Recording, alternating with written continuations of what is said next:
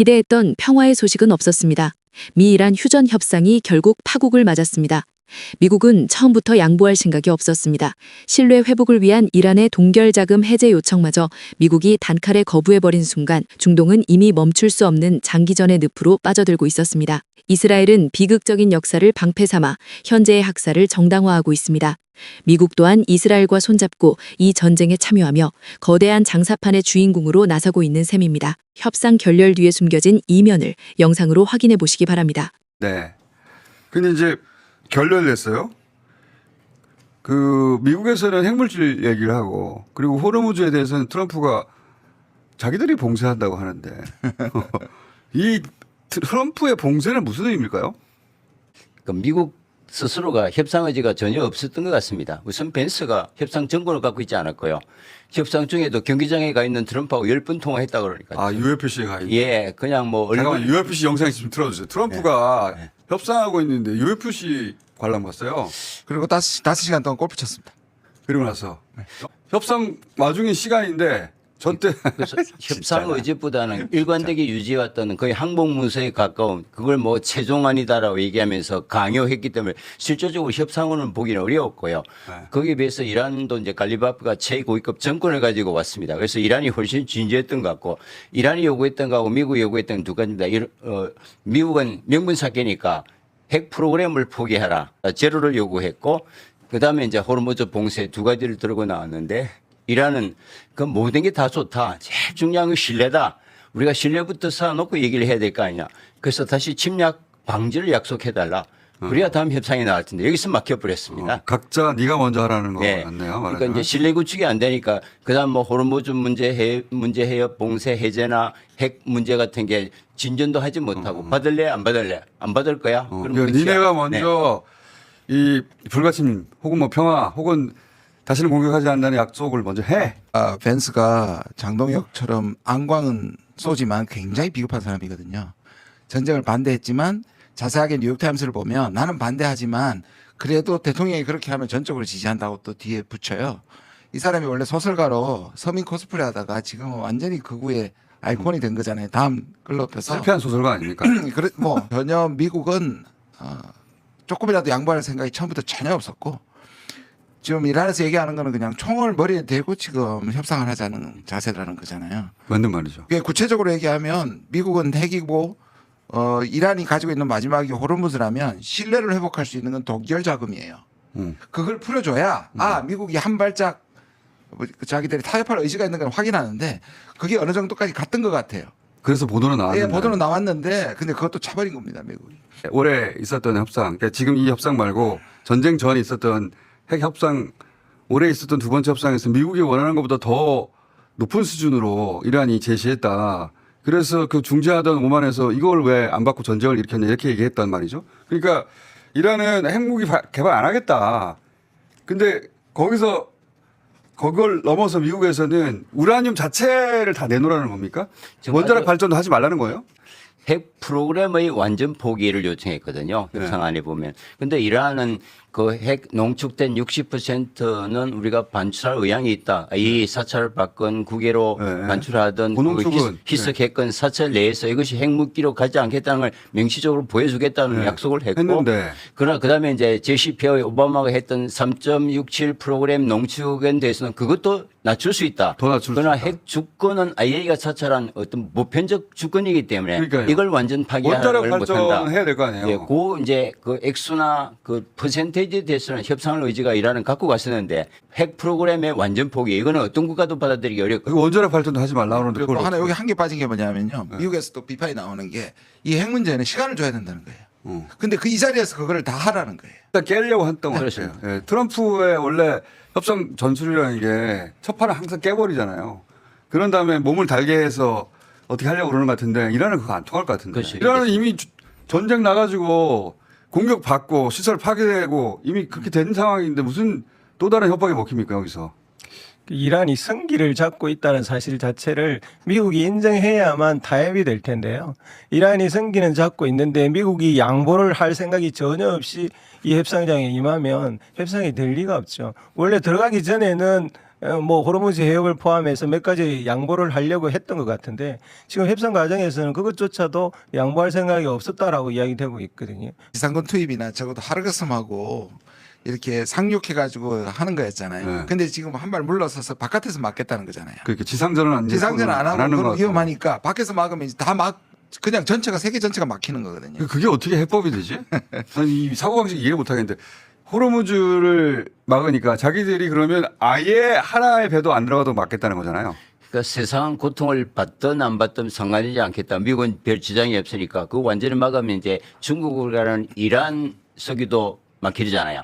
그래서 말을 들어도 안 들어도 안 되니까 그것까지 해서 이란을 더 마지막 압박을 하겠다는 거니까 전 세계를 볼모로 이란 압박 수단으로 사용하겠다는 거와 다름 아닌 거죠. 그게 어떻게 해법이 될까? 무슨 사고방식이지? 이란이 그 통행료를 받을 수 있는 배 자체가 안 들어가도 하겠다? 그럼 이란이 아이고 포기하나? 이제 이란으로 들어가는 필수품 이런 것도 다 막겠다는 거. 예, 모든 걸 다 막히고 생활 배죠. 필수품. 그렇죠. 운임만 지나가는 것이 아니니까. 해상 봉쇄까지 완전히 해가지고 그럼 하루 이틀에 이게 해결이 됩니까 그러면? 그러니까 오래 간다는 거예요. 그런 식으로. 그럼 육지로는 못 들어가나요? 그러니까 전 세계가 경제가 망가진 거예요. 육지로도 들어갈 텐데 그러면은 아 진짜 트럼프 그걸 이걸 막으면 미국 때문에 우방국도 피해를 입는 거 아니에요. 왜 이런 선택을 할까를 보면 결국 미국이 이스라엘을 포기하고 있지 않는 겁니다. 지금 이 전쟁을 이란과 협상하려면 가장 첫 번째 해야 될 것은 이스라엘한테 발엔 치지 못하게 해야 되고요. 레바논. 그래, 예, 레바논 레바논을 치지 못하게 해야 되고 또 하나는 핵 문제에 있어서도 이란과 이스라엘이 모두 만족할 수 있는 뭔가 해결책을 내야 되는 거거든요. 미국은 그걸 전혀 할 생각 없이 이제 이 협상을 진행시키기 위해서는 우방국까지도 희생하는 방법을 동원하고 있다라고 보여집니다. 이스라엘 신났겠네. 그래서 네타냐후 재판도 재개됐던데. 그렇습니다. 그럼 뭐 전쟁 끝나면 바로 이제 기소가 원래 월요일 날 이제 그 진행 중에 했는데 그거 못한다고 레바논 공격했고 요 관건이 아마 이스라엘이 이란에 대한 공격을 시작하는가를 우리가 예의주시해야 될 것 같고요. 만약에 휴전이 결렬을 핑계로 그 이란에 대한 공격을 제시하면은 이거는 뭐 정말 이제 수습이 없이 장기전으로 갈 수밖에 없는 그런 상황인 거죠. 우리나라 대통령은 처음으로 이 유대인에 대해 직접 비판, 그러니까 이스라엘 정책에 대해 직접 비판을 하는 SNS를 했거든요. 그랬더니 이스라엘에서 반응이 홀로코스트를 경시하냐? 홀로코스트를 사소한 거로 여기냐? 이 대통령이 했던 것은 그 국가범죄, 반인륜적인 국가범죄는 다 다를 바 없다. 이렇게 얘기를 했는데 위안부나 전시살해나 유태인 학살이나 본질적으로 다를 바 없다. 그 얘기를 했더니 유태인 학살을 경시했대잖아요. 사소한 것으로. 그러니까 유태인 학살은 다른 국가폭력하고 다르다는 거 아닙니까? 자기들은 다르다는 거예요. 그런 거 아닙니까? 사고방식이? 뭐 홀로코스트는 그러니까 이제 신성 불가침의 연결인 게 절대로 건드리지 말고 요거는 예외를 하고 나머지 그러니까요. 거는 뭐 이스라엘의 예외 법칙을 인정해 달라는 건데 그거는 이스라엘이나 미국 일부 마가 진영에서만 통용되는 것이지 글로벌 보편까지 위배되는 아니 거다. 사람 목숨이라는 거 다 똑같은 거지. 자기들 죽은 것만 절대 신성시하고 그래서 뭐라고 막 하면 홀로코스트를 내놔요. 그래서 뭐 저는 뭐 홀로코스트 공부하고 우리 인류가 정말 홀로코스트를 망각해서는 안 되는 거는 그거는 뭐 의심의 여지가 없지만 홀로코스트의 피해자로서 전 세계의 동정과 존경을 받아왔던 그 이스라엘이 그 똑같은 방식으로 이제 가자나 이제 헤즈볼라에 대한 또 다른 반인권적 행위를 하는 거는 누군가가 몫을 내야 되는데 사실 뭐 대한민국 대통령으로서 그 말씀을 하셨다는 거는 우리 외교사의 뭐 하나의 드라마틱한 변곡점이고요. 이게 세계적으로도 우리가 진정한 선도 국가로 가는 하나의 어떤 그 상징도 될 수 있을 것 같습니다. 저도 같은 생각입니다. 이거는 제가 그래 저도 이걸 논평을 바로 냈는데요. 그리고 제가 작년 10월에 이미 가자 그 학살에 대한 우리 조국 혁신도 12명 다 했고요. 여러 분들하고 같이 그 학살 반대 결의안을 냈는데 지금 계류 중이에요, 사실은. 민주당 의원님들이 오히려 이걸 더 빨리 내야 되고 대통령이 오히려 한 발 더 나갔고 우리 외교부에 뒤에 얘기한 것도 대통령의 수준에 저는 못 미친다고 못 미쳐요. 그리고 말씀하신 것처럼 이거는 얘기해야 되는 거고 지금 각국이나 모든 국가들이 거의 얘기하고 있는 거란 말이에요. 근데 그거를 역사적 평가를 해야 되는데 이걸 확실히 그런데 이스라엘은 긁히긴 긁힌 것 같아요. 지금 거의 소외되고 있어서 이 피해자 의식이 이스라엘의 예외주의 사고, 자기네들은 신의 자식이기 때문에 예외적이라고 생각하는 거예요. 거기까지 피해자 의식이 홀로코스트에 대한 피해자 의식을 가지는 건 정당하고 당연한데 그게 자기네들은 신의 나라라는 이거 예외주의와 합쳐가 갖고 이게 굉장히 폭력적인 공격주의로 나타나는 거예요. 그들의 죽음은 당연히 안 되는 것이고 그들에게 의해서 자양되는 죽음은 우리는 예외적이기 때문에 괜찮다고 생각하는 거예요. 지금 그런 생각 속에서 마음대로 저지르는 겁니다. 이스라엘 대사관에서 우리 대통령한테 나온 그 성명서 반박문을 봐도 오만하기 짝이 없어요. 그러니까요. 우리는 다르다는 거예요. 네. 그러니까 아니 우리를 어떻게 다른 죽음과 비교해 이런 거 아니에요 지금.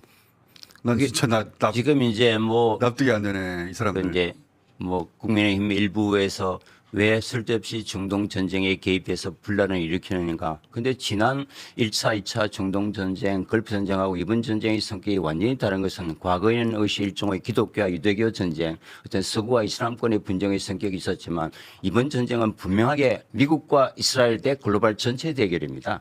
이게 이번 전쟁의 성격이기 때문에 이렇게 만들어버렸어요. 이걸 네. 종전의 전쟁처럼 뭐 개입하느냐 안 하느냐 그런 거는 정말 그 전쟁의 본질을 파악하지 못하는 잘못된 판단이고. 이스라엘이 모두에게 지금 부채의식, 죄의식을 요구하는데 우리는 그때 우리도 식민 제국주의에 당하고 있었다고. 우리도 피해자야 이 사람들아. 그러니까 상대를 잘못 골랐어요. 맞습니다. 이스라엘이. 우리도 피해자인데 우리한테 너희들 왜 그 부채의식이나 죄의식 없어 우리한테 이렇게 요구하는 거거든요. 정신이 있나 이 사람들이. 그 개인이 개인답게 행동할 때 품격이 있다라고 표현을 하는데 국가가 국가답게 할 때 국격이 있다라고 표현을 하거든요. 저는 개인적으로 사실 세계의 인권 문제에 있어서 우리나라의 국격에 대해서 상당히 부끄러웠던 적이 많이 있습니다. 사실 얼마 전에 팔레스타인 문제, 가자 문제의 학살에 대해서도 우리는 그냥 미국 편에 계속 서왔었거든요. 그 죽음에 대해서 우리는 눈 감고 있었어요. 그런데 이번에 우리 역사상 아마 저는 처음이라고 생각하는데 처음으로 미국과 다르게 우리나라 국격에 알맞는 말을 했어요. 부끄러운 일이거든요. 그렇게 철저하게 학살이 진행되고 있는데 우리 같은 규모의 나라가 가만히 있는다는 게 말이 됩니까? 지금 다른 세계의 수많은 국가들이 여기 동참하고 있거든요. 브라질은 대사까지 쫓아내 버렸잖아요. 이런 상황에서 이런 말을 하고 있는 데에 대해서 반발을 하는 사람들은 무슨 생각을 하는 사람들인지 모르겠어요. 보면 국힘의 얘기하고 이스라엘하고 얘기하고 굉장히 비슷해요. 보면 똑같아요. 똑같고 네. 나경원, 자기들이 유태인인가 봐. 나경원 의원 보면 네. 친일로 유명하잖아요. 또 친미로도 유명하죠. 사실 2018년 한반도 평화 프로세스 때 제일 방해하고 볼턴한테 편지 보낸 사람이고요. 그렇죠. 지금 보면 또 친이스라엘이에요. 저는 우리나라 그구들이 성조기하고 이스라엘 국적이 그러니까 나오잖아요. 그게 이해가 가는 거예요 지금. 네. 이 사람들은 자기들을 이스라엘 민족의 네. 그 노비 정도로 여기는 것 같아요, 자기를. 이스라엘 민족이 당했다고 우리가 대신 나가서 싸워주마 이런 멘탈리티 아닙니까? 도저히 왜 거기에 이스라엘 국기가 제가 미국 사람들한테 가장 많이 듣는 질문이 한국의 시위에 우파들의 시위에 왜 이스라엘기가 나오냐는데 이 사람들의 사고방식을 보면 그게 납득이 가는 거죠. 그걸 진짜. 문제를 보는 눈의 차이라고 생각하는데 저는 대통령이 이 이야기를 지금 이 시점에 한 이유는 네. 기본적으로는 호르무즈 해협에 갇혀 있는 우리 국민들 26척의 배 때문에 이 이야기를 하고 있는 거라고 생각을 합니다. 그런데 국민의힘의 이야기를 보면 이건 미국을 위하고 이스라엘을 위해서 이야기하고 있는 거예요. 우리 국민 거기에 갇혀 있는 우리 국민에 대해서는 안중에도 없어요. 아니 왜 그 사람들은 자기들을 이스라엘과 동일시할까요? 그게 이제 이스라엘은 우리하고 동일시 안 하는데. 그렇죠. 역사 공부를 네. 안 했기 때문에 안 했기 때문인 것 같아요. 그렇죠. 같아요. 로마 총독 빌라도를 압박해서 예수 그리스도를 십자가에 못 박혀서 처형하게 한 게 유대인이고. 맞죠. 그래서 그것 때문에 안티세미티즘 반유대주의가 기독교 유럽 세계에 그렇죠. 2000간 박해를 당해갔던 용납할 수 없는 이제 그거 원형인데 지금 우리나라 이제 기독교인들은 그 이스라엘과 한패가 돼서 그 모든 대목도 것을 이해가 운영을 안 같이 갑니다. 한다는 우리 게 개신교가 예, 기본적인 공부가 안 돼 있는 겁니다. 우리 개신교가 성경에 나오는 그 왜 예수가 야 바리새인이라고 막 공격 그 뭐라고 한 그 사람들이잖아요. 그래서 예수를 판 사람들이잖아요, 유대인이. 그래서 그 유럽에서 예수를 판 민족이라고 박해를 했던 거 아닙니까? 출발이 그렇게 된 건데. 된 거죠. 근데 왜 우리나라 개신교도들이 그 유대인들에게 그렇게 친밀감을 느끼고 이렇게 시위를 나가서 이스라엘 국기를 흔드는지 난 그 메커니즘이 이해가 안 가요. 그게 이제 미국의 복음주의가 그렇거든요. 이제 우파 복음주의가 그 이제 소위 말 예루살렘 회복이라는 그런 그 성경의 종교적 구절만 가지고 그 예수와의 그 관계를 다 망각하고 어떤 정치적 이익을 위해서 이제 이스라엘과 미국의 극우 우파가 결합하면서 그 논리가 그대로 한국에 우리나라에 수입된 들어와서 건데. 네. 어떤 이제 기본적인 이제 정보나 공부도 없이 그냥 이념적으로 함께하는 성향이 매우 강한 것 같습니다. 네오콘이 유대인들이 중심이 되어 있잖아요. 이 네오콘들이 결국 나중에 기독교하고 말씀하신 그 잘못되었던 유대인이 다시 결합한다는 거예요. 실제로 이스라엘과 영적 미국이 세계의 중심이 돼서 그게 이제 연결돼서 악을 멸절한다. 그러니까 트럼프가 지금 예수잖아요. 부활절에 트럼프한테 예수라고 하잖아요. 맞다. 트럼프도 예수라고 하더라고 거기서. 그거들은 복음주의가 에이. 그 적그리스도 아닙니까 거꾸로? 기독교에서 그럼 그게 맞죠 사실. 네. 그게 훨씬 더 가깝죠 그 해석이. 기독교에서 그렇게 그 경계했던 적그리스도 아니 거꾸로? 나는 지금 이해가 안 가는 그 멘탈리티가. 개신교 전체가 그렇지는 않을 거고요. 당연히 그럴 테고 이제 개신교 중에서 정치화되면서 우익의 논리를 끌어들인 집단들이 지금 이와 같이 미국과 똑같이 미국의 극우들과 똑같은 행동을 하고 있는 거라고 봐야 될 것 같습니다. 근데 미국에 수입해서 예. 그렇게 된 것 같은데 이란과 쿠바만 걱정할 게 아니라 일본도 걱정해야 되고요. 일본도 가지고 싶어하는 것 같으니까 중국 일본이 가지고 싶어하면 우리도 걱정해야 됩니다. 그러니까 예 말씀하시죠. 전 세계가 이 핵을 가지고 싶어할 거 이제 점점. 중국 그렇죠. 이 죄송합니다. 전쟁이 끝나면 이란도 본격적으로 핵무기 그러니까요. 개발에 착수할 거고요. 몰래 착수하겠죠. 중국의 전문가들은 우리가 생각하는 것보다 훨씬 더 일본의 핵무장을 걱정하고 있습니다. 오히려 지금의 중국의 온통 관심은 일본이 핵무장하는 것에 대한 어떤 의구심, 견제, 대비 그런 것으로 고민하고 있었습니다. 일본은 훨씬 쉽게 지금 핵무장으로 들어갈 수 있는 준비 단계가 다 되어 있는 그렇겠죠. 국가입니다. 대만 때문에 다카이치하고 충돌했을 때도 제일 많이 나오는 게 일본의 재무장이었습니다. 일본 재무장으로 가고 있죠. 가장 많이 하고 있죠 이미. 예. 그럼 일본이 재무장하면 우린 가만히 있나요? 그 군사적인 재무장까지는 뭐 그렇게 어떤 정도 어느 수준까지 받아들인다고 하더라도 이게 핵 재무장은 전혀 다른 문제다. 일본도 핵을 가지려고 할 거예요. 틀림없이. 지금 이란도 보고 중국도 보고 하면서 그리고 일본이 그런 움직임을 조금이라도 가지면 우리도 바로 그 얘기가 나오겠죠. 그렇죠. 그렇죠. 그러면 이제 동북아 전체가 핵무장하는 시대가 오지 않을까? 앞으로 몇 년 내에. 인류 문명이 종말을 향해서 가는 그러니까 이건 다 트럼프 때문입니다. 트럼프가 버튼을 눌러버렸어요. 이란을 저런 식으로 때렸는데 북한은 그런 생각하겠죠. 우리 핵 없으면 큰일 날 뻔했다. 이란이 어떻게든 이게 끝나고 나면 어떻게든 핵을 가지려고 할 것이고. 저는 북한이 뭐 자기 나름대로 프로그램으로 개발하고 있겠죠. 지금 무력화시 하고 있는 거는 우리는 이란하고는 다르니까 그런 생각하지 말라고 좀 보여주는 게 무력 심해하는 측면이 있거든요. 제가 그런 것도 있는 이번에 것 중국에 와서 꽤 많은 전문가들을 만났는데요. 이란 사태나 뭐 중미 관계에 대해서 보는 시각은 각종 각각이었는데 딱 하나 공통적인 게 있었습니다. 북한은 절대 이제 핵을 포기하지 절대 안 않는다. 하죠. 그건 절대 안 하죠. 전 세계 공통 사실. 그거는 모두가 다르. 그러니까 비핵화의 이는 쓸데없는 무의미한 얘기예요. 이제 무기력한 얘기고 지나간 버스입니다. 그 얘기는 그래서 한반도 비핵화라는 단어는 이제 끝난 거예요. 근데 미국도 포기한 것 같아요. 진짜 네오콘 몇 사람만 빼고는 미국도 핵 비핵화를 포기한 것 같습니다.